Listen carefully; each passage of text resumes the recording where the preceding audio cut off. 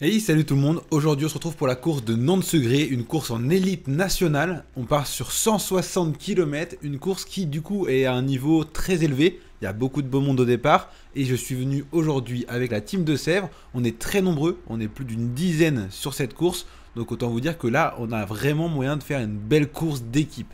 Sur ce début de course, c'est important pour moi de directement aller me replacer en avant. En plus, il y avait plus de 7 km de départ fictif, donc c'était pas trop urgent. J'ai encore un petit peu de temps pour remonter. Du coup, petit à petit, je me suis replacé en essayant de pas trop perdre d'énergie sur ce départ fictif. Et assez rapidement, je réussis à me remonter jusqu'à la première ligne de la course, qui me permet vraiment d'avoir un bon point de départ pour cette course. Bon, comme on s'en doute toujours, quand le départ réel est lancé, ça accélère directement. Dans mon équipe, on a tous des rôles définis par notre directeur sportif en amont de la course. Moi, mon rôle aujourd'hui, c'est de rester près de mon sprinter, qui sera donc Guillaume aujourd'hui. Donc pour l'instant, on peut voir que je suis bien entouré par mon équipe. Guillaume, lui, est encore un petit peu derrière, il va remonter un petit peu plus tard. Donc sur ce début de course, moi, mon rôle sur le papier, c'est de rester protéger mon sprinter et de ne pas faire d'efforts. D'ailleurs, c'est pour ça que directement, quand mes coéquipiers attaquent, eux, ils avaient le rôle d'attaquer et de prendre les échappées. J'essaye de faire un petit peu la cassure avec Valentin à l'avant du peloton, en espérant que peut-être ils puissent prendre une petite échappée matinale. Bon, malheureusement, le peloton, il est énervé, ils vont pas les laisser partir aussi facilement. Et sur ce début de course, il y avait quand même une certaine tension. En fait, c'est particulièrement plat comme course, donc particulièrement rapide. De toute façon, la vitesse moyenne, elle est juste énorme. Donc en fait, à cette vitesse-là, je trouve que de toute manière, globalement, quand on roule dans un peloton massif comme ça, au-dessus de 50 km/h, ça commence à faire peur. Globalement, tu sais que la moindre erreur, ça peut vite tomber. Donc je suis pas hyper serein au sein de ce peloton. Je suis bien plus à l'aise que quand vous m'avez vu débuter les courses élites l'année dernière par exemple, où je restais en queue de peloton quasiment toute la course. Là on peut voir que je suis à l'avant, je suis concentré, même prêt à accompagner les coups. Mais encore une fois, c'est pas mon rôle aujourd'hui. Je suis vraiment là pour protéger mon sprinter, lui empêcher de prendre des cassures, essayer de rester placé avec lui. Et vu qu'il se place en gros mieux que moi en général, ça peut aussi m'aider moi à mieux me placer. Là, étant donné que je suis tout devant le peloton, j'essaye de profiter de cette position pour faire des cassures, pour aider mes équipiers à prendre des échappées. Quitte à être là, autant les aider. Et comme vous l'avez compris, aujourd'hui on est nombreux, on est plus d'une dizaine au départ, parce que c'était inscription libre. C'est pas comme sur certaines courses où il faut être 6 par équipe. Ici tout le monde pouvait venir, donc on est venu en nombre, en force, pour essayer d'aller chercher un résultat aujourd'hui. Ça va être hyper important de vraiment travailler cette cohésion d'équipe, et vous allez voir que ça va être quelque chose qui va être bien mis en place aujourd'hui. Et il se trouve que dans le 10e kilomètre, je suis tellement bien placé que ça attaque devant moi, et je décide d'accompagner, parce que sur ce genre de début de course où vraiment ça fait que d'attaquer, il y a des vagues qui montent, des vagues qui descendent, si tu n'accompagnes pas vraiment les coups comme ici par exemple, tu te retrouves vite à prendre une vague descendante et tu te retrouves très rapidement en queue de peloton. Et pour le coup, vous l'avez compris, c'est vraiment l'objectif pour moi de rester bien placé tout au long de la course, travailler mon positionnement. Et c'est pour ça que en début de course, malgré que c'est pas forcément mon rôle de prendre l'échappée, j'accompagne les vagues. Alors est-ce que c'est bien, est-ce que c'est pas bien, est-ce que je perds de l'énergie pour rien? Probablement. Mais par contre, si le peloton laisse partir une des vagues et que je me retrouve devant, ça peut être aussi une bonne carte pour mon équipe, parce que même si je suis loin d'être le favori de l'équipe et le leader, eh bien le fait d'être devant, ça peut permettre à mes équipiers de moins avoir à travailler derrière. Donc c'est une carte qui est quand même intéressante. Et puis de toute façon, à ce moment-là, en fait, dans tous les coups, il y a des coureurs du team de Sèvres. En fait, ça y va chacun son tour. Donc pour l'instant, en fait, on court plutôt bien. On court bien en équipe. Et puis comme me dit Valentin à ce moment-là de la course, qui est donc le gars qui se place le mieux dans notre équipe, on est mieux ici à accompagner les coups qu'à prendre toutes les relances derrière. Limite, on force moins. Donc c'est pas si pire en fait d'accompagner ici. Même si encore une fois, je le garde en tête, faut que je garde des forces. Et faut que je garde surtout des forces pour le kilomètre 90. Vous comprendrez mieux plus tard. On est dans le 15e kilomètre, ça roule toujours aussi vite. Et là, je viens de prendre une vague montante et je me retrouve quasiment échappé. En fait, j'accompagne le coureur de Saint-Herblain juste devant moi. Personne n'y va, on se retrouve à 3 et là je me dis mince, ça pour le coup c'est vraiment pas ma mission, me lancer dans un raid solitaire, enfin solitaire on s'entend, à 3 où je suis obligé de rouler, faire des efforts conséquents, c'est vraiment pas mon objectif parce que je suis tout simplement pas prêt. J'ai encore terminé aucune course en élite nationale, je suis pas là pour aller prendre des relais à l'avant, donc quand je vois que les gars se relâchent à l'avant de mon groupe, je suis bien content que le peloton revienne parce que vraiment c'est pas mon objectif. Moi je suis là bien placé, voilà, pour faire des cassures pour mes équipiers, comme ici par exemple, où je suis bien content que du coup on soit représenté à l'avant. Mais moi, j'ai pas encore le niveau pour faire des folies à l'avant. Faut vraiment que je sois aussi lucide et que je cours à mon niveau. Donc certes, là je suis à l'avant. Là avec Valentin, encore une fois, on fait la cassure à l'avant. On a envoyé plusieurs coureurs avec un coureur du team de Sèvres. On court très très bien. Et je suis utile par conséquent en étant placé à l'avant. Bon, malheureusement, encore une fois, c'est pas maintenant que l'échappée va se dessiner, l'échappée définitive. C'est dommage parce que depuis le début, sincèrement, on a des coureurs dans tous les coups. Et c'est top parce que on a vraiment un effectif qui est compétitif aujourd'hui de plus en plus. La cohésion d'équipe aussi, bah forcément ça aide de plus en plus à aller chercher des résultats. Et du coup, bah on est acteur aussi dans ces courses et c'est hyper intéressant. Même pour moi qui suis un cran en dessous que la plupart de mes équipiers, bah, être à côté d'eux et de courir avec eux, et bah, ça me tire vers le haut, ça me motive et puis bah, ça me donne aussi énormément de conseils, ça me permet de progresser et d'apprendre un maximum. Donc sincèrement, c'est juste génial. Et au bout de quelques kilomètres, je vais me faire un petit peu avaler par une vague montante. Du coup, je me retrouve un peu moins bien placé et je vais pas vous mentir, au bout de 18 bornes, j'étais bien content de pouvoir souffler un petit peu parce que bah franchement, depuis le départ, ça fait quasiment plus de 10 bornes que ça roule fort, que je roule quand même un petit peu au-dessus de mes moyens et que faut que je reste un petit peu cohérent et que je garde un maximum d'énergie pour le kilomètre 90. Parce que vous l'avez compris, aujourd'hui, c'est pas une course qui monte beaucoup, il n'y a pas énormément de D+, c'est autour de 1500 il me semble sur 160 km, ce qui fait moins de 100 D+, pour 10 km. Donc moi en général c'est le genre de données qui me plaît bien, mais encore une fois il va falloir rester concentré, pas prendre de cassure parce qu'il y a aussi beaucoup de vent et ça joue énormément sur la stratégie de course aujourd'hui. D'ailleurs, je vais profiter d'être redescendu un petit peu au milieu du peloton pour rejoindre Guillaume, mon sprinter du jour, qui est donc le coureur protégé, le coureur que je dois protéger à l'aide de un ou deux autres coéquipiers, je me souviens plus exactement du brief, mais en gros, je dois rester autour de lui et si jamais il est en galère, je dois l'aider. Donc c'est ça la mission et je vais pas vous mentir, j'ai encore un petit peu de mal à rester placé dans des roues. C'est-à-dire que rester plus ou moins à l'avant du peloton, je commence à y arriver, mais rester dans la roue précise d'un équipier, ça j'ai beaucoup de mal. En fait ça bouge tellement dans un peloton, il y a des vagues, tu te retrouves à gauche, à droite, au milieu, et je suis jamais dans la roue du même coureur quasiment. Et c'est vrai que encore aujourd'hui, j'ai du mal à rester particulièrement dans la roue de Guillaume par exemple, même si du coup il est vraiment très bon conseil, on communique beaucoup avec Guillaume, on a un peu le même style de coureur, donc ça fait que sur toutes les courses depuis le début de saison où on était tous les deux au départ, on a tendance quand même à se retrouver pas mal à côté. Typiquement à la course de Sablé, on a passé 90% de la course ensemble, j'étais très content de ça d'ailleurs. Mais là, sur cette course-là, ça roule plus vite, le niveau il est plus haut, je force un petit peu plus et dès que c'est un peu plus difficile, c'est vrai qu'au niveau du placement, je vais pas vous le mentir, je suis un peu en difficulté et j'ai du mal à rester avec Guillaume, malgré que ça soit ma mission du jour donnée par mon DS. Donc voilà, c'est quelque chose qu'il va falloir que je continue de travailler. Et d'ailleurs, dans ce peloton, vous pouvez voir, je suis à 145 BPM, globalement, ça va. En fait, j'ai des bonnes jambes, je sens quand même que j'ai progressé, mais il faut quand même prendre en compte que ce circuit, particulièrement, il est pas dur, c'est plutôt plat. Il y a quelques faux plats qui... Bon, ça fait mal aux jambes, mais je me sens bien, j'ai des bonnes jambes. Le niveau global, il est haut, parce que c'est une élite nationale, mais c'est pas le plus haut niveau que j'ai fait depuis le début de saison. Par exemple, par rapport à l'Essor Basque, le niveau, il est beaucoup plus faible. Il n'y a pas non plus trop de têtes d'affiche, donc globalement, le niveau, il est un peu plus accessible que j'ai pu faire en course élite nationale, et en plus, le circuit me convient parfaitement.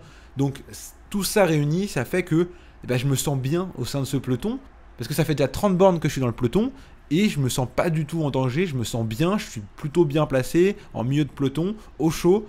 J'ai même été un petit peu acteur en début de course. En bref, je suis assez content de moi à ce moment-là de la course. Et petit à petit, on se retrouve au 32e kilomètre. Et là, regardez, je suis pas très bien placé, il y a beaucoup de virages, on traverse une ville en fait, et du coup ça fait que des grosses relances. Je me tape l'accordéon, l'élastique, parce que je suis vraiment à l'arrière du peloton. En fait, petit à petit, j'ai reculé, et en fait, dès que tu te laisses déconcentrer, la punition, elle peut très très vite arriver. Et là où des fois tu es mal placé, mais il se passe rien, bon, c'est pas grave. Ici, il va se passer quelque chose de très important. En fait, on arrive dans une grande ligne droite, vent de côté complètement venant de la droite. Et là, vous allez voir, ça va être flagrant. on va se prendre une bordure de l'espace. Sauf que moi, je suis dans les 50 dernières positions du peloton. On était à peu près 200 au départ, j'imagine. Donc là, je suis dans une position critique. Et regardez, le peloton, il est à la file indienne. Un par un, ça roule très très vite. Et surtout ici, je le sais déjà, ça sent mauvais. Je suis déjà à 180 BPM, ça roule très fort, 600 watts juste pour suivre dans le peloton. Et regardez ce qui va se passer en fait. Le coureur du Vendée juste devant moi, il va être un petit peu juste. Et je sais pas pourquoi, vu que c'est une grosse équipe Vendée, je lui faisais confiance. Et là, il s'écarte devant moi. Et là, il est en mode, vas-y. Et là, moi, j'en suis pas capable. Je suis à 186 BPM. Et en même temps, je me dis, c'est pas à moi de faire le boulot. Donc là, giga cassure qui du coup va devoir être corrigée par d'autres coureurs. Donc on voit que du coup, ils se mettent à rouler pour revenir sur le groupe. Et là, c'est terrible parce que forcément, ça demande énormément d'énergie, énormément de watts. On voit qu'au niveau du cœur, je suis en train de prendre très cher. Il y a des coureurs qui explosent un par un. Moi, je suis à 190 BPM, je suis complètement à bloc. Et là, on est vraiment dans un moment de course critique où le fait d'être mal placé, ça se paye cash parce que là, on a énormément d'énergie qui sont consommées pour rien. Parce que si j'avais pas été placé dans les 50 dernières positions, si j'avais pas été pris dans la cassure, j'aurais été juste dans le peloton. Certes, ça a roulé vite à ce moment-là, mais j'aurais pas forcé plus que ça. Alors que là, on se lance dans une poursuite pour rentrer juste sur le peloton qui, pour le coup, était évitable de par le placement. Donc, voilà, encore une fois, comme quoi le placement, t'as beau être bien placé pendant 30 bornes, il se passe rien, et le moment où t'es mal placé, il se passe quelque chose, c'est aléatoire, et c'est pour ça qu'il faut être placé en permanence dans un peloton. Heureusement, on a eu plus de peur que de mal vu que on va réussir à rentrer sur le peloton. Il y a quelques coureurs qui auront sauté sur ce move parce que évidemment ça a fait très très mal. Je suis content d'ailleurs de ne pas avoir sauté ici parce que je pense qu'en début de saison ou l'année dernière encore, j'aurais sûrement explosé parce que ça a demandé énormément d'énergie de rester accroché. Sincèrement, c'était pas facile, que ce soit cardiaquement ou en termes de puissance. Et je suis content de m'être accroché, mais là je le sais, je viens de me mettre une grosse balle dans le pied pour la suite de la course. Bon, on est à 50 km de course, je suis toujours là et surtout on arrive doucement au premier classement grimpeur, ce qui veut dire qu'il va y avoir une belle côte qui arrive. C'est pas la plus difficile, encore une fois je vous rappelle que c'est au kilomètre 90 que tout va se jouer, mais ici au kilomètre 50 on arrive doucement dans moins de 10 km dans la première difficulté du parcours. C'est pour ça que vous voyez, je me replace à l'avant. Vous le savez, les montées c'est pas mon point fort. Et c'est primordial pour moi d'arriver dans les montées bien placées. Parce que ça permet, si jamais j'ai pas le niveau, de pouvoir reculer et de toujours figurer dans le peloton au sommet quand ça bascule. Donc il faut absolument que je prenne un coup d'avance. Et c'est ce que je fais là. Franchement, plutôt content parce que je cours plutôt bien. Je me remonte avant les moments importants. Et en l'occurrence, là, je suis très très bien placé vu que je suis quasiment dans les premières positions du peloton. Et évidemment, c'est pas forcément très dur à ce moment-là, ça roule pas très vite. On est dans une petite côte d'ailleurs où ça monte à un rythme soutenu, mais franchement, j'ai des bonnes jambes en fait. Je me sens vraiment bien par rapport à toutes les courses élites que j'ai faites depuis le début de saison. J'ai l'impression d'avoir le niveau en fait pour pas être acteur, mais pour être au moins là dans le peloton. Donc j'étais content en fait vraiment de pouvoir vivre la course et participer en fait pour la première fois à une course élite et pas juste être derrière et subir vraiment comme j'ai pu faire sur toutes les courses élites depuis le début de saison. Et d'ailleurs quand au sommet de cette côte là ça accélère, parce que forcément ça accélère tout le temps, ça fait que d'attaquer, tout le monde veut réussir à prendre l'échappée, donc ça roule très très fort. Et même pour moi là c'était pas à la côte répertoriée, le grimpeur il est un peu plus loin encore. Je vous avoue, je dois vraiment serrer les dents parce que quand ils mettent les watts, ils font pas à moitié, sincèrement. Regardez, globalement, quand il roule, c'est toujours au-dessus de 500, ici 600 watts, donc ça roule très très fort. Moi, ça me détruit la tronche à chaque fois, mais j'arrive à m'accrocher. Je vois que derrière, ça fait mal, il y a quasiment une cassure derrière, et moi, vu que je suis placé dans les 15-20 premiers, je me retrouve dans la bonne cassure. Je suis à l'avant en train de jouer la course, donc je suis plutôt content. Là, ça va se reposer un petit peu et ça va contrer directement. Regardez, ça va vouloir en profiter. Ils se rendent compte que derrière, il y a une petite cassure, que potentiellement, on peut peut-être prendre une échappée.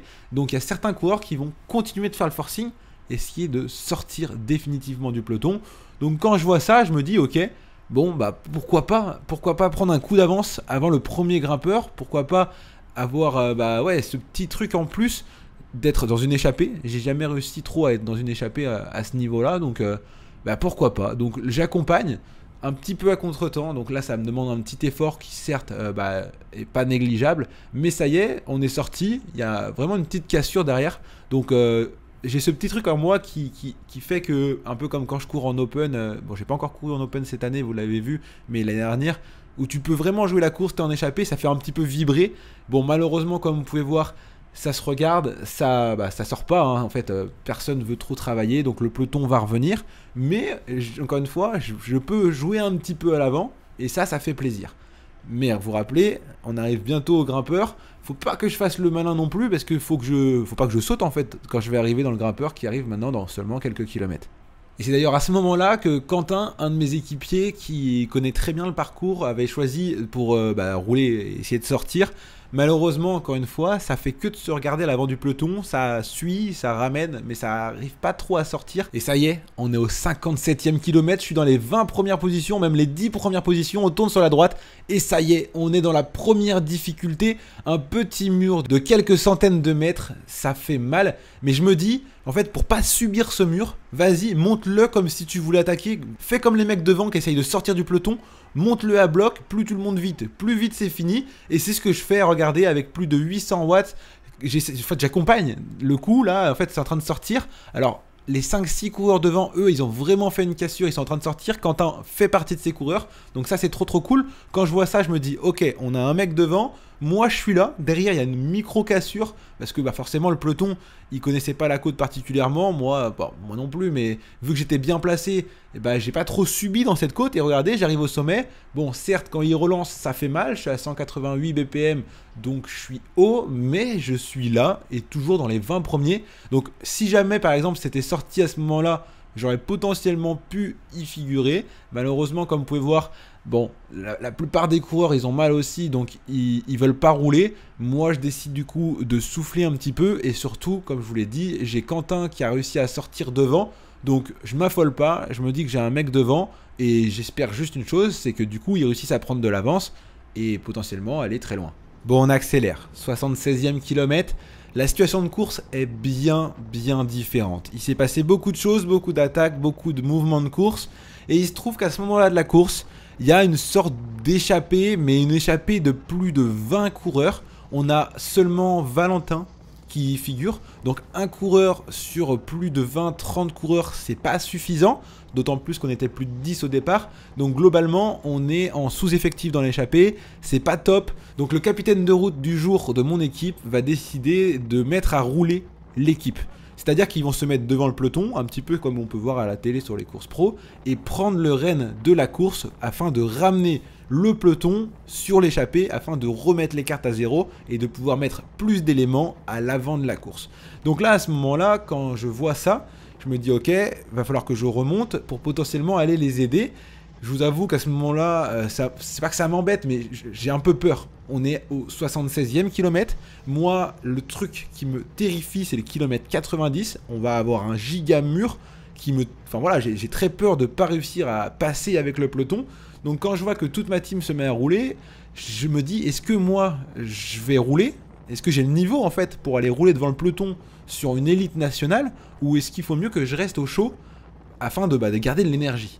Donc à ce moment-là, ce qui va se passer, c'est que je vais tout simplement aller voir mon leader du jour, mon sprinter que je devais protéger, donc Guillaume, qui est juste devant moi ici, et je vais communiquer avec lui. Je vais lui poser la question, je vais lui dire, qu'est-ce que je fais? Est-ce que je vais rouler devant avec le reste de la team? Sachant que, évidemment, Guillaume, lui, il est là, protégé, il va pas rouler, c'est pour ça qu'il lève le bras, il dit aux autres de mon équipe d'aller devant pour rouler, et je lui demande, je lui pose la question, et là il me dit, Quentin, sincèrement, va pas rouler, garde tes forces pour le 90, et si tu passes le mur, après, t'iras à rouler pour nous aider, parce qu'on aura besoin de coureurs pour rouler une fois ce mur passé.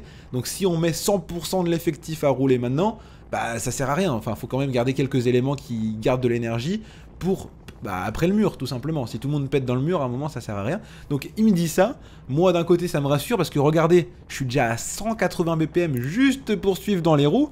Alors que, voilà, c'est mon équipe qui roule à l'avant. Donc je vous avoue, c'est un petit peu frustrant de se dire, putain, les mecs de mon équipe, ils sont capables de rouler devant. Et moi, juste dans les roues, je suis à bloc. Donc, évidemment, j'ai un niveau qui est inférieur à mes équipiers. C'est un peu frustrant, mais en même temps, je sais pas, j'étais fier de les voir rouler devant. C'est trop cool, parce que, encore l'année dernière, jamais on n'aurait pu être acteur comme ça dans une course élite nationale. Aujourd'hui, ils sont capables de prendre le gouvernail et puis de rouler, en fait, tout simplement, parce qu'ils ont pris la décision qui était la bonne, en l'occurrence, de rouler à l'avant du peloton pour ramener sur ce gros... ouais, c'est quasiment un peloton de tête dans lequel on figure pas. Donc maintenant qu'on a fait l'erreur de ne pas y figurer en assez grand nombre, dorénavant, il faut prendre les responsabilités et se mettre à rouler devant. Donc moi, maintenant, ma mission, c'est que j'ai 10 bornes pour essayer de souffler un petit peu et arriver dans les meilleures conditions possibles dans ce mur du kilomètre 90. À l'avant, c'est toujours le team de Sef qui roule, et moi, dans les difficultés, comme ici par exemple, ça monte un petit peu, même un petit peu beaucoup, et je suis à bloc, et c'est à ce moment-là que je me dis, putain, mais les mecs de mon team, ils marchent un petit peu quand même, parce que moi, je suis à 186 BPM, j'arrive à peine, parce qu'en fait, moi, j'aimerais bien me replacer dans les 10 premières positions, dans les roues de mes équipiers, en fait, pour tout simplement être avec eux, même si je prends pas les relais, ça permettrait au moins de faire un bloc, et de protéger, par exemple, Guillaume, mon sprinter, mais... en fait, j'arrive pas trop à remonter parce que je suis à bloc, hein, je suis à quasiment 190 BPM ici. Et en fait, je me rends compte qu'il y a vraiment un cran qui me manque parce que je suis pas capable. J'arrive pas à remonter, en fait, me replacer à ce moment-là. Et c'est pas bien parce que du coup, j'aimerais bien être avec mes collègues.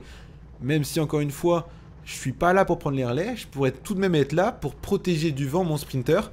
Et là, à ce moment-là, je suis pas capable.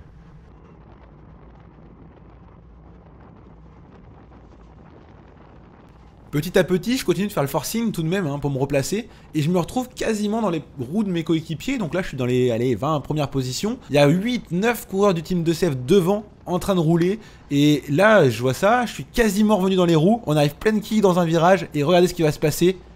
Un coureur du team va tomber. Bon, revenons en arrière pour analyser ça. En fait, ce qu'on peut voir, c'est que du coup, tout le monde est en file indienne parce que ça roule extrêmement vite. Et le premier coureur arrive un petit peu trop vite dans le virage. Il passe, le deuxième passe un petit peu moins bien, le troisième un petit peu moins bien. Et vient la 4-5e position. Et du coup, c'est la faute. Guillaume perd la trajectoire et se retrouve dans le fossé. Bon, il s'est fait mal, donc il n'est pas reparti malheureusement. Donc c'est terminé pour lui. Et si vous avez suivi, Guillaume, aujourd'hui, c'était notre leader. Et là, je vous avoue, je panique un petit peu. Je sais pas trop comment gérer la situation. Au début, je me dis, est-ce que je dois l'attendre? Parce que moi, mon rôle, c'était de le protéger. Donc je me dis, est-ce que je dois l'attendre pour l'aider à revenir? Après, je regarde mes stats et je me dis, ok, si je l'attends, je serai pas capable de l'aider, je vais péter et je vais péter avec lui, en fait, ça sert à rien. Donc je me dis, ok, je reste là, je bouge pas et j'espère qu'il repartira, j'espère qu'il reviendra. Bon, je vous spoil, il repartira pas. Il a vraiment tapé la tête, donc enfin voilà, il n'a pas pu repartir. Il était vraiment out. Donc malheureusement là, on vient de perdre notre leader, notre sprinter pour la course du jour. Parce qu'encore une fois, vu que c'était une étape plutôt plate, c'était vraiment fort probable que ça arrive au sprint. Donc c'est pour ça qu'on avait mis notre sprinter en tant que leader. Mais du coup, maintenant qu'on n'a plus le leader, comment ça se passe? Donc là, il faut se ressaisir, il faut trouver un nouveau leader. Et en l'occurrence, du coup, on a toujours la team qui roule devant. Pour la plupart, ils savent qu'il y a eu une chute, mais certains ne savent pas encore, ils vont l'apprendre juste après. Donc ça continue de rouler à l'avant du peloton. Et ça roule toujours très très vite. Et petit à petit, on est en train de revenir sur le gros peloton qui était sorti, qui avait quand même pris pas mal d'avance. Donc en fait, le travail qu'ils sont en train de faire à l'avant, ça commence à payer.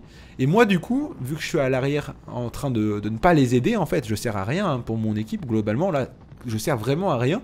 Et à la base, je gardais des forces, je ne prenais pas les relais, afin de garder ma position pour protéger et lancer le sprint à Guillaume. Sauf que Guillaume n'étant plus là, je panique un petit peu, je me dis, qu'est-ce que je fais? Est-ce que je dois aller rouler devant le peloton, aller aider mes coéquipiers pour potentiellement un autre coureur de team qui va devenir le leader par procuration? Mais sincèrement, à ce moment-là, je savais plus quoi faire. Je savais plus quoi faire parce que je protège plus personne, j'aide plus personne parce que je suis pas devant. Et comme on a pu me faire remarquer au débriefing, eh bien là, j'aurais potentiellement dû, et j'aurais dû en fait, sincèrement, maintenant que j'ai plus de sprinter à protéger, me mettre à l'avant et rouler. Quitte à péter, c'est pas grave, mais au moins je me serais sacrifié et fait économiser de l'énergie à mes autres coéquipiers qui, eux, ont le potentiel d'aller chercher un meilleur résultat que moi. Donc là, j'ai fait une erreur, je l'assume. Ici, à partir du moment où Guillaume n'est plus en course, je n'ai plus personne à protéger, j'aurais dû aller rouler à l'avant. Je saurais, dorénavant, Enfin voilà, c'est quelque chose qu'il faut apprendre aussi. Je pense que j'avais juste peur, hein. J'ai jamais terminé une course en élite nationale. Là, j'étais au bout de 90 bornes quasiment, j'ai jamais fait autant de kilomètres quasiment dans un peloton en élite nationale. Donc c'était assez exceptionnel déjà pour moi. Et j'avais tout simplement peur. Passer de pas finir les courses à aller rouler devant le peloton, c'est un sacré cap. Et je vous avoue que je pense que j'ai pris peur, tout simplement. Bon, on attaque la suite de la course. Dorénavant, je suis un peu moins bien placé. Et c'est pour une bonne raison, c'est que ça monte, ça roule très fort. Et je suis vraiment dans le rouge. Dans quelques kilomètres seulement, on arrive dans le mur du kilomètre 90. Le mur qui me terrifie, et là où je savais qu'il fallait que je sois fort dans ce mur du kilomètre 90, je ne savais pas trop, c'est qu'il y avait plein de côtes avant le mur. Et ça, je l'avais vraiment pas prévu. Et en l'occurrence, ici, ça monte, je suis bien dans le rouge, et je suis en train de me dire, putain, c'est dur là, c'est dur, et le mur, j'y suis pas encore. Donc, là où je devais m'économiser et arriver bien placé en amont du mur, je suis en train de reculer parce que c'est trop dur pour moi en fait. Il y a plein de petits enchaînements de côtes là. C'est pas des côtes de zinzin, mais ça monte très très fort, ce qui fait que petit à petit, je suis en train de perdre des positions. Et en fait, je me rends compte que c'est compliqué. C'est compliqué pour moi. Et je suis vraiment à bloc en fait, tout simplement. Les côtes s'enchaînent, ça roule de plus en plus vite et c'est tout simplement parce qu'à l'avant, nous sommes revenus sur le peloton de tête. Donc là, dorénavant, c'est peloton groupé. Il n'y a plus personne à l'avant, ou peut-être quelques fuyards, mais je ne suis pas au courant en tout cas. Enfin, grosso modo, tout le monde est groupé dans le peloton. La team de Sèvres a réussi à ramener tout le monde sur le groupe de tête. Donc c'est comme si la course repartait à zéro ici. Sauf que ça repart à zéro juste avant le mur. Donc forcément, qui dit repart à zéro dit beaucoup d'attaques à l'avant du peloton. Donc certains de mes équipiers, eux, sont capables d'accompagner ces coups. Moi, même si j'ai pas pris de relais à l'avant, je suis en train de subir les contre-coups d'avoir roulé fort pour rentrer et de subir les attaques en fait et les accélérations à l'avant du peloton en amont du mur qui arrive maintenant très très bientôt. Donc là, je vous avoue, je commence à voir flou, je commence à être vraiment en difficulté. Et petit à petit, en fait, je suis vraiment en train de reculer de plus en plus vers l'arrière du peloton. À force d'enchaîner les difficultés, à chaque fois, je perds 10-15 places. Et là où j'étais très très bien placé il y a seulement quelques kilomètres, là, je commence vraiment à être dans la zone rouge à l'arrière du peloton. On est ici dans l'avant-dernière difficulté qui arrive avant le mur, le tant attendu mur. Et regardez, là, ça monte extrêmement fort, sincèrement. Je suis au bout du rouleau, il y a même des cassures devant moi parce que franchement ça roule vraiment fort, hein. À l'avant, en fait, c'est en train de se dessiner qui va se jouer la course. Parce que vous vous doutez bien que dans le mur, c'est là que la course va vraiment se dessiner, que le vainqueur va pouvoir s'extirper du peloton.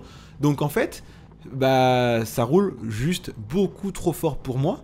Et j'aurais bien aimé en fait attaquer le mur bien placé, j'aurais bien aimé l'attaquer sans toutes les difficultés qu'on vient de se manger juste avant. Et regardez, je viens de faire une descente là, je suis toujours à 190 BPM. Et là on va en direction du mur dans moins d'1 kilomètre dorénavant. Et je suis déjà à bloc en amont du mur. Donc déjà que le mur il me faisait peur, dites-vous que là je suis vraiment pas serein en l'attaquant. Et quand je me retourne, je vois que derrière moi, il y a moins de 20 coureurs. Sincèrement, je suis dernier du peloton quasiment. Et regardez au loin, l'avant du peloton, c'est hyper étiré parce que ça roule vite, ça roule fort. Et juste pour suivre sur le plat, je suis obligé de me battre avec mon vélo parce qu'on a fait quasiment 100 bornes avec le peloton en élite. Et ça, déjà pour moi, c'était déjà un exploit.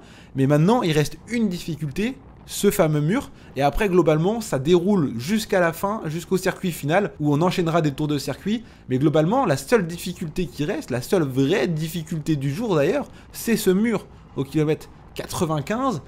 Et j'arrive pas à récupérer avant le mur parce que ça roule très très vite. Les mecs à l'avant, ils le savent, faut que ça roule vite, faut faire mal aux mecs comme moi, faut casser le peloton. Et ils y arrivent très très bien. Et regardez, on arrive au pied du mur, on tourne sur la droite et le moment décisif, c'est maintenant. C'est maintenant que tout se joue pour moi, il faut que je bascule en haut de ce mur avec le peloton. J'ai envie de réussir à suivre et regardez, je galère un petit peu. Déjà, je suis un peu dans les coureurs qui galèrent aussi, donc forcément, ça fait des petits à-coups, des petits coups de frein et c'est très très pentu, hein. Sincèrement, ça fait très très mal. C'est une belle difficulté pour les grimpeurs. Ils ont dû prendre vraiment beaucoup de plaisir à s'amuser là-dedans. Moi, ça va pas trop. Je mets tout ce que j'ai et regardez, petit à petit, je perds des positions une par une. Je m'agrippe, hein. Vraiment, je m'accroche. Si j'avais été bien placé, j'aurais pu reculer un petit peu. Ça n'aurait pas posé de problème. Mais là, je suis en train de reculer, mais il n'y a plus personne derrière. Et moi, mon cœur, il monte, il monte, il monte. Au bout d'un moment, je peux plus. Et là, regardez ce qui se passe. Bah, derrière moi, il n'y a quasiment plus personne. Donc là, je suis en train de, petit à petit, me faire sortir de ce peloton. Et là, on va réattaquer avec un deuxième palier, en fait, où ça va de nouveau grimper un petit peu. On est quasiment au sommet. C'est tellement triste. On est quasiment au sommet. Et là, je suis en train de décrocher du peloton. Quelques coureurs qui étaient bloqués derrière réussissent à me passer. Et malheureusement, je ne suis pas capable de les suivre. Hein. Ils passent tellement vite comparé à ce que moi, je suis capable. Et on le voit, hein, j'ai jamais été aussi haut depuis le début de la course. Je suis à bloc. J'essaye de reprendre contact avec le coureur du Vendée U. Et là, je vais faire une deuxième erreur. C'est que je vais faire confiance au coureur du Vendée U. Je vous explique ce que j'ai pensé à ce moment-là. Je me suis dit, le coureur du Vendée U, je vous rappelle que c'est une DN1, donc c'est le plus haut niveau amateur. C'est l'équipe réserve de l'équipe pro Total Energy. Donc c'est des mecs qui, à mes yeux, sont stylés, sont forts et je leur fais confiance. Donc quand je vois que le mec il se laisse décrocher, je lui fais confiance. Et je me dis, ok, vas-y, il doit savoir courir et il va me ramener. Il va me ramener petit à petit. Et je lui ai fait confiance. Et malheureusement, c'était juste un coureur qui soit avait déjà fait son taf, soit il n'était pas en forme. Mais en gros, il a pété, quoi. Et il comptait pas forcément revenir, ou il ne peut pas revenir. Ce qui fait qu'en fait, là, je fais confiance à un mec en pensant qu'il va me ramener. Mais là, quand il dit à sa voiture, non, t'inquiète, j'arrête, quoi, grosso modo. Là, je dis, ok, je suis dans la merde. C'est vraiment catastrophique. Et vous vous en doutez bien, maintenant je suis dans la file des voitures, je vais me battre pendant des dizaines de kilomètres à essayer de revenir sur le peloton. Mais à l'avant, c'est en train de se jouer la gagne, c'est en train de sortir pour prendre des échappées et je ne reverrai jamais le peloton. La course est terminée pour moi. Et pendant que j'étais en train de sauter, je ne sais pas si vous l'avez vu, Valentin, notre deuxième leader, l'un des meilleurs grimpeurs de notre équipe qui était en train de prendre l'échappée dans ce mur, se retrouve à dérailler une première fois, puis une deuxième fois devant moi du coup. Donc en fait, là, notre carte qui était donc en train de prendre une nouvelle fois le groupe de tête qui allait se jouer la gagne, problème mécanique. Donc là, on n'a vraiment pas de bol, on a quand même perdu notre leader sur chute. Ensuite, on perd une de nos meilleures cartes sur problème mécanique, ce qui fait qu'en fait, il y aura une nouvelle échappée qui va sortir, l'échappée qui ira se jouer la victoire, l'échappée définitive. Et malheureusement, on n'aura aucun coureur du team qui figurera parce que Valentin qui y était n'y est plus. Et du coup, c'est un échec, mais un échec vraiment qui se joue avec un enchaînement de pas de chance. Pour la suite de la course, du coup, ça va... il va y en avoir partout, globalement, ça va sortir, ça va se faire reprendre. L'échappée qui sera sortie dans le mur ira au bout. Ils iront se jouer la gagne avec la victoire d'un coureur de Paris. Et puis ensuite, du coup, au sein du premier peloton derrière l'échappée, c'est Valentin, donc le coureur qui a déraillé tout à l'heure, qui ira chercher le meilleur résultat au sprint. Il termine 28ème. Et ensuite, on a plein de coureurs qui étaient dans le peloton, qui du coup n'ont pas forcément joué le sprint parce qu'ils ont emmené Valentin chercher le meilleur résultat possible. Malheureusement, c'est un résultat qui ne reflète pas la cohésion et le travail que l'équipe a mené tout au long de cette course. Mais c'est parti remise. En tout cas, l'équipe, elle a montré qu'elle était forte. Et ça fait vraiment plaisir. J'ai trop hâte de les voir continuer à performer comme ça. Et j'espère rapidement avoir le niveau pour aller les aider. Et je l'espère aussi, moi aussi, terminer les courses en élite nationale. Je vous dis rendez-vous la semaine prochaine pour la course de Louis Fer en élite régionale. Et vous verrez, je vais faire une très belle course. Donc comme quoi, merci d'avoir regardé la vidéo. À la prochaine. Bye bye.